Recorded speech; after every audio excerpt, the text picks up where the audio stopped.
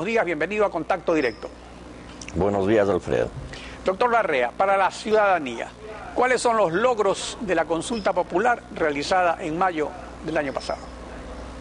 Yo creo que muy limitado realmente en cuanto a la aplicación de justicia. Tal vez el logro mayor tiene que ver con la seguridad social y el aumento de las personas que se han afiliado o de las empresas que han afiliado a sus trabajadores al Seguro Social. Pero en relación a la justicia queda muchos vacíos.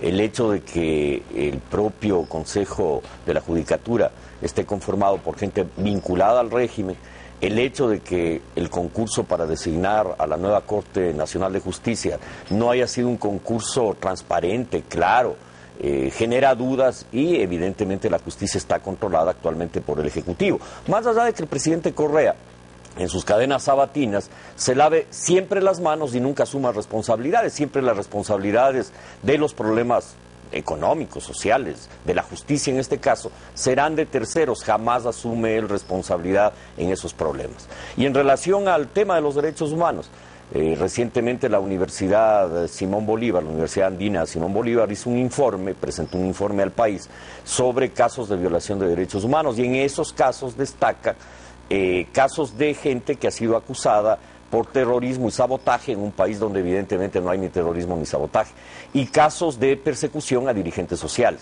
Y son casos claros, el caso, por ejemplo, de los dirigentes de la Confederación de Nacionalidades Indígenas, Marlo Santi, Pepe Acacho, acusados de terrorismo y sabotaje, el caso de dirigentes estudiantiles, de maestros, de trabajadores, de campesinos que en defensa del medio ambiente han sido también procesados o acusados.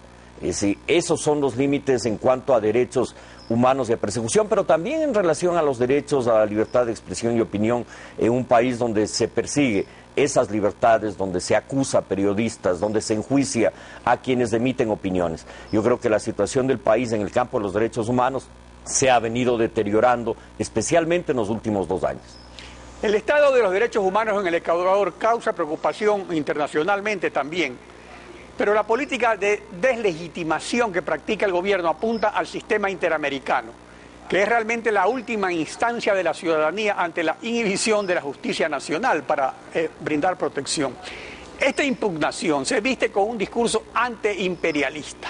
Doctor Larrea, usted como izquierdista y ex activista de derechos humanos, ¿considera que el sistema interamericano es un instrumento de Washington o más bien se ha ido forjando contra los abusos de las dictaduras que fueron apadrinadas por Washington? Primero aclararle, Alfredo, yo sigo siendo un defensor de los derechos humanos desde mi juventud y lo seguiré siendo siempre. Creo que uno de los avances más importantes que se logró en la lucha contra las dictaduras militares del Cono Sur y de América Central fue fortalecer el sistema interamericano de derechos humanos.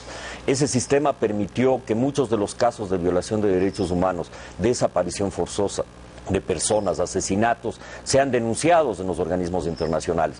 No logramos y consideramos los defensores de derechos humanos que no se logró en el sistema interamericano todo lo que se propuso, pero sin duda hubo un avance sustancial en la lucha por los derechos humanos en América Latina. Este es un paso trascendente que lo dieron las fuerzas democráticas de todos los países de América y por lo tanto considero que es un error grave querer desmontar un sistema que lo que hay que hacer es mejorarlo y perfeccionarlo. Incluso como una anécdota, en la decisión de las medidas cautelares del Universo, la presidenta votó en contra y es americana. Los que votaron en contra fueron la presidenta y el miembro que es de Haití, que son pues, los anglosajones, digamos, Jamaica, ex colonia británica. Jamaica. O sea que la influencia de Washington no está, más bien la influencia latinoamericana es la que está pesando. Ahora, según sin duda investigación... alguna, incluso por el hecho de que los jueces en su gran mayoría son gente con trayectoria en la defensa de los derechos humanos, es gente que ha luchado por la vigencia de esos derechos en América Latina, en el Cono Sur especialmente y en Centroamérica. Ahora, según la investigación de la Universidad Andina Simón Bolívar sobre el estado de los derechos humanos en el Ecuador, tenemos que el presidente Correa hasta diciembre del 2011 había decretado 131 estados de excepción constitucional, mientras que León Febres Cordero dictó 17 en 4 años. Y a Febres Cordero se lo consideraba un dictador. O sea, ¿qué implicaciones políticas tiene para un régimen de derecho vivir en estado de excepción constitucional? concentración de poder, decisión política por parte del presidente de la República de turno y decisión en el caso específico de Rafael Correa, no solo en el ámbito político y en el ámbito de la seguridad interna y externa, sino también porque muchos de esos estados de excepción no han servido para temas de seguridad, sino para contratación pública. Por lo tanto, ha habido un abuso, si cabe, un exceso de estos estados de excepción por parte del Ejecutivo en estos 5 años.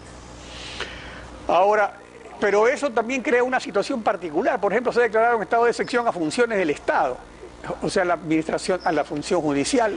No, es una barbaridad. De la Asamblea Nacional, o sea, ¿qué sentido tiene? Es una barbaridad jurídica y de sentido común declarar, por ejemplo, a la función judicial en estado de excepción, el Ejecutivo metiendo mano en otra función del Estado. Y creo que eso tiene que ver con la profunda incomprensión de la división de funciones del Estado, de lo que es una república que respeta las otras funciones del Estado.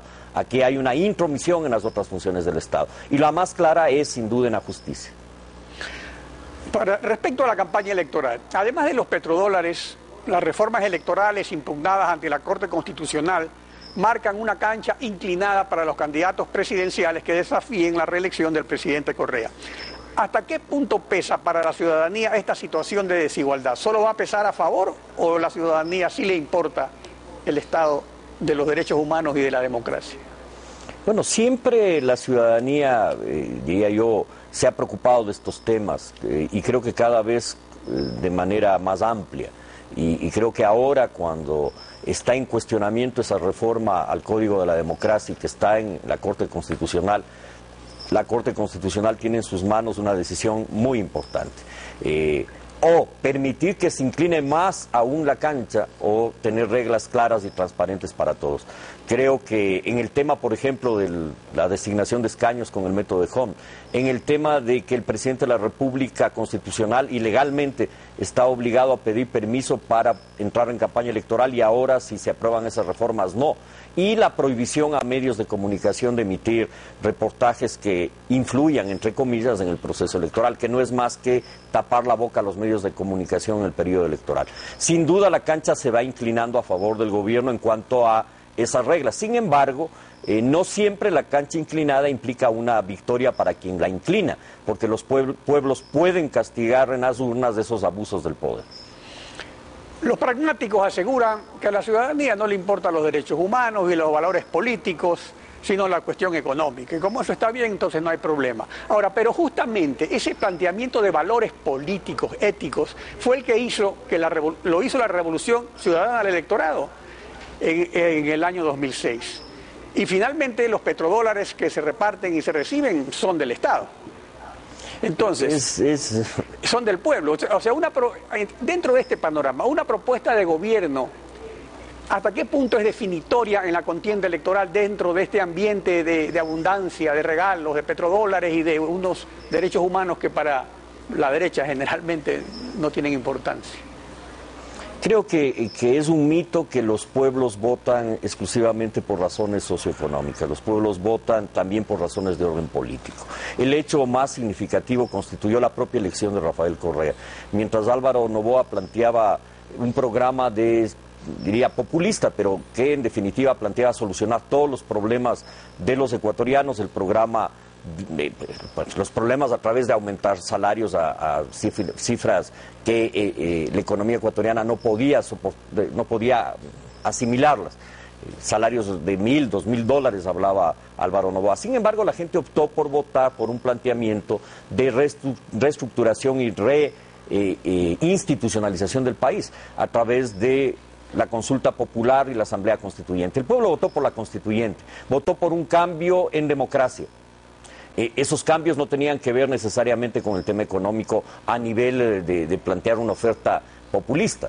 Creo que actualmente esos planteamientos de reestructuración del Estado quedaron en el vacío y hay que retomarlos. Yo creo que es fundamental contra el autoritarismo luchar por más democracia, luchar por una reforma constitucional que limite el hiperpresidencialismo y que le devuelva a la República la división de funciones del Estado, que fortalezca la democracia, los derechos humanos. Pero también hay que hacer planteamientos en política económica y uno de ellos es que en 5 años y 4 meses de gobierno, con un ingreso del Estado de más de $100,000 millones, dólares, apenas algo más de 2.000 millones han ido para crédito productivo, es decir, el 2%, cuando debieron ir por lo menos el 15 o 20% para multiplicar la producción, el empleo y superar la pobreza. Por lo tanto, este gobierno tiene límites en su política general, tiene límites en su política económica y tiene una política social populista, a la que hay que derrotar de alguna manera. Yo creo que la mejor manera de eso es, diría yo, castigando en las urnas el autoritarismo, la prepotencia, en defensa de la democracia, la república y los derechos humanos. Bueno, ya lo veremos en la campaña electoral. Doctor Larrea, gracias por acompañarnos en Contacto Directo. Gracias, Alfredo. Estefi. Son las 7:15 de la mañana. En instantes, Andrés Páez, asambleísta de la Izquierda Democrática, estará con nosotros.